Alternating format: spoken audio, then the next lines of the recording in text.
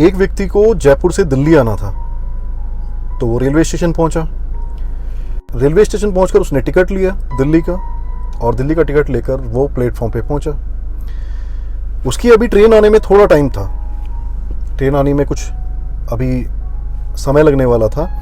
तो उसने देखा कि सामने एक भाग्य बताने वाली मशीन है।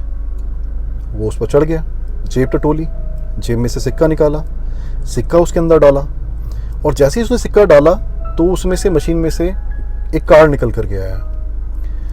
उस कार्ड पर लिखा था कि आपका नाम विपिन है और आपकी उम्र 42 साल है, वजन 87 किलो है, और आप अभी 2:20 वाली दिल्ली जाने वाली ट्रेन पकड़ने वाले हैं।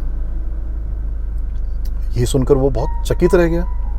उसने सोचा कि कोई मेरे पे नजर रखे हुए हैं, ये कैसे हो सकता है कि बिल्कुल एक्यूरेट एक एक बात इसकी मशीन की सही है। वो मशीन पे से उतरा, उसने फिर दोबारा से अपनी जेब टटोली, उसने जेब में से दूसरा सिक्का निकाला, दूसरा सिक्का निकाल करके उसने मशीन में डाला, इस उम्मीद से कि शायद वो कुछ और बताएगी अभी, है ना, ये कुछ ना कुछ तो स्कैम है। तो मशीन में से फिर दोबारा एक कार्ड निकल करके आया। उसमें लिखा हुआ था कि आपका नाम अभी भी विपिन है, आपका वजन 87 किलो और उम्र 42 साल है, और आप अभी भी 2:20 वाली दिल्ली जाने वाली ट्रेन पकड़ने वाले हैं। उस व्यक्ति को बड़ा अचंभा हुआ। उसने सोचा ये कैसे हो सकता है, ये किस तरीके की टेक्निक है, या फिर मतलब ये हो क्या रहा है। उसने क्या किया कि वो पुरुष शौचालय में गया और वहां जाकर के उसने अपने कपड़े चेंज किए, चश्मा लगाया, जितना हो सकता था अपना हुलिया चेंज करने की कोशिश की, और वो फिर दोबारा मशीन के ऊपर चढ़ गया। फिर दोबारा से जेब में सिक्का निकाला और सिक्का डाल दिया उसके अंदर। सिक्का डालते ही भाग्य फिर दोबारा निकल के आया, उसका कार्ड फिर दोबारा से निकल के आया, और उस कार्ड पे अब की बार क्या लिखा था, उस कार्ड पर लिखा था कि आपका नाम अभी भी विपिन है, आपकी उम्र 42 साल और वजन 87 किलो है, लेकिन आपकी दिल्ली जाने वाली 2:20 की ट्रेन छूट चुकी है। कितने ही लोग हैं ना जीवन में जिनकी जीवन की गाड़ी छूट जाती है, वो जहां पहुंचना चाहते हैं वहां नहीं पहुंच पाते, क्योंकि वो सिर्फ अपना भाग्य टटोलते रह जाते हैं। वो सिर्फ ये देखते रह जाते हैं कि उनके भाग्य में क्या लिखा है और क्या नहीं। बचपन रोकर, जवानी सोकर और शिकायतें कर, और बुढ़ापे में निराश और हताश इंसान अपने भाग्य को कोसते हुए अपना जीवन त्याग देता है। क्या उस व्यक्ति ने अपने भाग्य में दिल्ली जाना तब नहीं लिख दिया था जब उसके दिमाग में ये विचार आया था कि मुझे दिल्ली जाना है, या फिर तब जब उसने रेलवे स्टेशन तक का रास्ता तय किया। हम हर पल अपनी किस्मत लिख रहे हैं और उसे मिटा भी रहे हैं। ऐसा हम इसलिए कर पा रहे हैं क्योंकि हमारी किस्मत हमारे हाथों में है। भगवान ने हमें पूरी तरह से अपनी छवि में इस धरती पर भेजा है, यानी कि हम जो चाहे गढ़ सकते हैं, हम जो चाहे क्रिएट कर सकते हैं, हम जो चाहे बना सकते हैं। एक समय था जब मैं खुद भी इसी सोच का शिकार था। मुझे भी लगता था कि भगवान ने कुछ तो गलत किया है मेरे साथ में, कोई ऐसी अदृश्य शक्ति है जो नहीं चाहती कि मैं कुछ भी कर पाऊं जीवन में। लगता था जैसे कि सब कुछ पहले से लिखा जा चुका है, मैं कब क्या कर पाऊंगा, क्या नहीं कर पाऊंगा, मेरा इस घर में पैदा होना, आगे ना बढ़ पाना, सब कुछ पहले से तय है। मैं जितनी मर्जी कोशिश कर लूँ, जितना मर्जी सर पटक लूँ, जितनी मैं मिन्नतें कर लूँ, हाथ जोड़ लूँ भगवान के आगे, लेकिन शायद कुछ नहीं होने वाला। सब कुछ गलत हो रहा था, सब कुछ। मेरी आधी जिंदगी इसी चीज़ में निकल गई, इसी चीज़ को खोजते हुए निकल गई कि ये हो क्या रहा है, ये चल क्या रहा है। जब हमारे हाथ में कुछ है ही नहीं तो हमें यहाँ भेजा क्यों गया है, हम क्या करने आए हैं यहाँ पर। जो समय हमें दिया गया है बस उसे काटना भर है यहाँ पर आकर, या कुछ कर पाएंगे जीवन में। लगता था जैसे कोई अदृश्य शक्ति है जिसे मुझे परेशान देखने में बहुत मजा आता है, वो नहीं चाहती कि मैं कुछ कर पाऊं जीवन में। लेकिन जिस दिन मुझे इस बात का पता चला कि नहीं, ऐसा कुछ भी नहीं है, हम जो करना चाहते हैं, जो चाहते हैं, जो भी जीवन में हमको चाहिए, वो हमें मिलकर रहेगा। भगवान तो खुद अपनी सारी शक्तियां दे करके हमें बैठा हुआ है, ये सोचते हुए कि हम कुछ करके दिखाएंगे। उसी दिन से मैंने निर्णय किया, भगवान क्या चाहता है। भगवान चाहता है ईश्वर चाहता है, प्रकृति चाहती है, आप कुछ भी बोल सकते हैं, सिर्फ एक नियम है। वो नियम ये है कि आप किसी भी चीज़ के काबिल बन के दिखाओ, अपनी काबिलियत को सिद्ध करो और वो चीज़ हासिल कर लो। आपके अंदर किसी भी चीज़ का जिद होना चाहिए, छोटी से छोटी बात या बड़ी से बड़ी बात। और जिस दिन से मुझे ये बात पता चली है कि हमारी ही कमी रह जाती है, किस्मत नाम की कोई चीज़ नहीं है, सब कुछ हमारे हाथ में है, उस दिन से मैंने इस बात को हर चीज़ पर लागू किया है।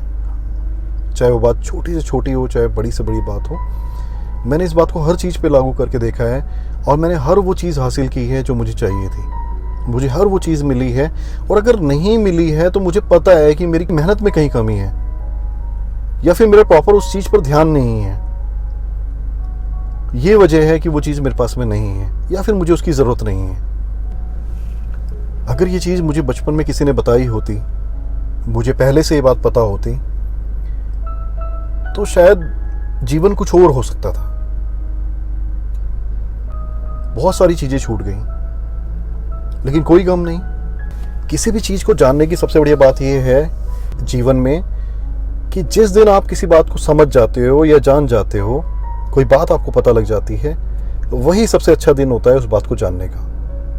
अगर मैं इस बात को समझने में और देरी कर देता तो मेरे जीवन से एक अनमोल चीज़ चली जाती जो आज मेरे पास में है।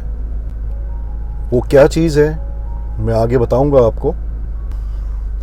अभी मैं जिस तरह के काम में भी हूं, जिस तरह का भी काम हम लोगों ने हाथ में लिया हुआ है, इसमें मुझे बहुत सारे ऐसे लोगों की ज़रूरत है जो कि ये विश्वास रखते हो कि किस्मत कुछ भी नहीं है। किस्मत एक पत्थर से ज़्यादा कुछ भी नहीं, जिस पर लिखा है दाएं जाएं या बाएं जाएं। और वो पत्थर कब मिलने वाला है आपको? वो पत्थर तब मिलने वाला है जब आप अपनी मंजिल पर निकल चलें, जब आप निकल पड़े अपनी मंजिल पर पहुंचने के लिए, बिना इस बात की परवाह किए कि ऐसा कोई पत्थर मिलने भी वाला है आपको, बिना किसी तरीके की उम्मीद किए कि आपको किसी भी तरीके की हेल्प मिलने वाली है जीवन में। इस दृढ़ निश्चय के साथ में कि आप मंजिल पर पहुंचोगे ही पहुंचोगे, आपको वहां पहुंचने से कोई नहीं रोक सकता, कोई ताकत नहीं रोक सकती। इस बात को मानते हुए कि सब कुछ आपके पक्ष में है, ये प्रकृति, ये ईश्वर, भगवान, सब कुछ आपके भाग्य में है, सब कुछ आपके फेवर में है, सब कुछ आपके साथ में है, सब आपकी मदद कर रहे हैं, सब लोग आपकी विजय देखने के लिए बैठे हैं, सभी आपकी जीत को देखना चाहते हैं। मैं ये जो कन्वर्सेशन आप लोगों के साथ में कर रहा हूँ, इसको बिल्कुल नॉर्मल रखना चाहता हूँ, जैसे हम लोग आमने सामने बैठ करके बात करते हो, जैसे हम लोग आमने सामने बैठे हों एक टेबल पर और बैठ करके बात कर रहे हो। कहानी सुनाने में, कुछ भी बताने में, समझाने में तभी मज़ा आता है जब आप लोगों की तरफ से कोई रेस्पॉन्स मिले। तो तभी कुछ भी बताने में मज़ा आएगा जब पता चलेगा कि हाँ, कुछ तो लोग हैं जो सुन रहे हैं मेरी बात को, और हम तो बहुत सारे हैं। तो नीचे कमेंट करें। और एक बात और जाते जाते, हर कॉलोनी में आपको ऐसा कोई खाली मकान मिल जाएगा, खाली जगह मिल जाएगी, खाली प्लॉट मिल जाएगा इस तरीके का, जहाँ पर आसपास के लोग कूड़ा इकट्ठा करते हैं, कूड़ा डाल देते हैं। अपने घर का कचरा इकट्ठा किया और वहाँ डाल दिया। आजकल हम लोग अपने बच्चों के दिमाग को इसी तरीके से भरते आ रहे हैं। आजकल हम लोगों ने अपने बच्चों के दिमाग को भी वही खाली घर समझ लिया है। हम लोग उनको बचपन से ही बहुत सारी गलत गलत चीज़ें सिखाना शुरू कर देते हैं, और ये कूड़ा इतना सड़ जाता है कि बड़े होकर के आप वहाँ सोच भी नहीं सकते कि बहुत आलीशान इमारत बनाई जा सके। इतनी गंदगी इकट्ठी हो जाती है, वो जीवन में नकारा हो जाता है बिल्कुल। ये प्रोग्रामिंग हमारे दिमाग में बचपन से ही होती है। अभी मेरा बेटा उठा बुधवार की सुबह उठा, और आंखें ढंग से खोली भी नहीं होगी उसने, 4 साल का बेटा है मेरा, उसने आंखें ढंग से खोली भी नहीं थी कि उठते ही कहने लगा, पापा संडे कब आएगा, संडे कब आएगा। वो उठते ही छोटा सा बच्चा संडे क्यों पूछ रहा है। फिर बोलता है आज वेडनेसडे है। मैंने कहा हाँ वेडनेसडे है। वेडनेसडे के बाद थर्सडे आएगा, फिर फ्राइडे, फिर सैटरडे, फिर संडे आएगा। मैंने कहा हाँ फिर संडे आएगा। लेकिन गुन्नी पूछ क्यों रहा है, ऐसा क्यों पूछ रहा है संडे कब आएगा? तो वो कहता है कि मम्मी ने बोला है कि बर्गर बनाएंगी संडे वाले दिन। क्या संडे कल नहीं आ सकता? पापा क्या संडे कल नहीं आ सकता? मैंने कहा नहीं, वो संडे तो संडे को ही आएगा। अब इसके अंदर मिस्टेक कहाँ पे है? हम बच्चों को आज में जीना नहीं सिखा रहे हैं, हम लोग उनको इंतजार करना सिखा रहे हैं संडे का। उसके लिए अब बृहस्पतिवार, शुक्रवार, शनिवार कुछ भी नहीं मायने रखता है। अब उसे सिर्फ इंतजार इस बात का है कि संडे आएगा। उसकी सारी की सारी खुशी जो है वो संडे पर चली गई है। बच्चों को ठीक है, आप प्रॉमिस करो, कुछ भी बोलो कि हाँ ये चीज़ देंगे, वो चीज़ देंगे। उनके सामने कुछ ऐसा रख दो कि हाँ पूरा हफ्ता निकल जाए। कुछ काम उनको इस तरीके का दो कि ये आपको काम थर्सडे को करना है, ये फ्राइडे को करना है, ये सैटरडे को करना है, और उसके बाद जब आपका ये काम कंप्लीट हो जाएगा उसके बाद हम संडे को पार्टी करेंगे, संडे को हम लोग घर में ये चीज़ बनाएंगे। लोग बच्चों का बर्थडे मनाते हैं, उसमें भी पूरे साल साल बच्चे इस बात का इंतजार करते हैं कि उन्हें उस दिन बच्चों की तरीके से ट्रीट किया जाएगा।